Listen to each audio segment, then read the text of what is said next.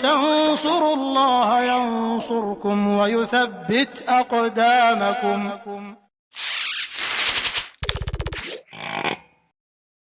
Ini yang selalu kita ingatkan, bahwa penyimpangan dalam masalah tauhid itu, ya, inti permasalahannya sebenarnya itu adalah berhubungan dengan apa yang mendominasi hati kita.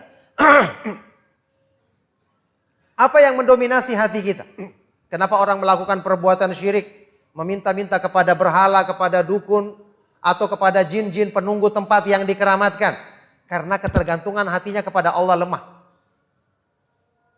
Kenapa orang sampai mencintai dunia berlebihan, sampai merusak amalnya, menjadikan gugur karena perbuatan syirik yang dilakukannya? Karena kecintaannya kepada Allah lemah. Kecintaannya kepada Allah lemah, ada peluang, celah bagi syaitan untuk memasukkan kecintaan-kecintaan kepada makhluk di hatinya, sehingga menjadikan lemah kecintaannya kepada Allah. Sudah pernah kita bahas dalam surat Al-Baqarah. Pelaku syirik itu mencintai Allah, tapi kecintaannya kepada Allah sama dengan kecintaan kepada berhala. Disebut mereka berbuat syirik. Wa minan nasi may yattakhidhu min dunillahi andada yuhibbunahum kahubbillah walladzina amanu asyaddu hubban lillah. Dan di antara manusia ada orang-orang yang menjadikan tandingan-tandingan selain Allah, pelaku syirik, yang mereka mencintai tandingan-tandingan itu seperti mencintai Allah. Berarti mereka itu mencintai Allah. Tapi orang-orang yang beriman lebih kuat kecintaan mereka kepada Allah. Kata para ulama, kalau dikatakan lebih kuat, berarti asalnya yang diperbandingkan itu kuat. Dikatakan dia lebih kuat, berarti ini juga kuat. Maka orang-orang yang menyembah berhala itu mencintai Allah dengan kuat. Kenapa mereka dikatakan berbuat syirik? Karena menyamakan kecintaan kepada Allah dengan kecintaan kepada berhala-berhalanya. Kesamaan ini saja sudah bisa membuat syaitan masuk merusak hati mereka. Apalagi orang yang lemah kecintaannya kepada Allah. Inilah pangkal perbuatan syirik. Makanya keikhlasan kepada Allah tidak mungkin terwujud kalau hati manusia ini tidak dihiasi dengan kecintaan yang kuat kepada Allah. Syekhul Islam Ibnu Taimiyah rahimahullah ta'ala, ketika dinukil ucapannya di dalam kitab Fathul Majid dan dipuji oleh Syekh Abdurrahman Ibnul Hasan, ya, imam yang menulis syarah kitab Tauhid, kitab Fathul Majid, dipuji ketika beliau menyebutkan definisi ikhlas.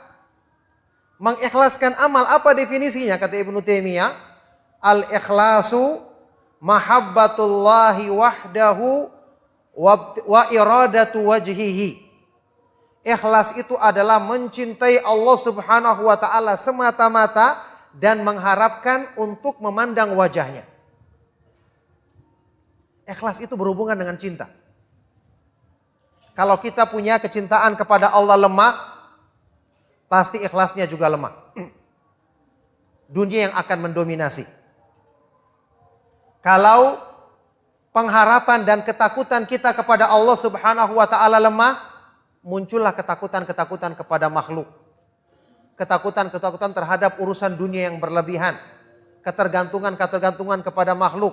Ini yang menjadi cikal bakal perbuatan syirik akan tumbuh pada hati manusia ini. Sehingga ketika nanti pada saatnya ada kesempatan, dia akan melakukan perbuatan syirik tersebut. Cepat atau lambat, na'udzubillah min dzalik. Nah, oleh karena itulah, ikhwan dan akhwat fiddin rahimakumullah, inilah yang harusnya menjadi perhatian bagi kita semua, ya. Perbuatan-perbuatan yang dilakukan oleh manusia ketika dia memanjakan hawa nafsunya dalam urusan-urusan dunianya. Kemudian dia tidak berusaha untuk memurnikan tauhidnya dalam artian yang sesungguhnya, menjadikan perkara-perkara yang merupakan unsur penopang iman di dalam hatinya, cinta, takut, berharap, tawakal, ridha, dan semua amalan-amalan hati, tidak berusaha untuk dikuatkan sehingga mendominasi hatinya. Ini yang dikhawatirkan akan terjadi penyimpangan-penyimpangan seperti ini.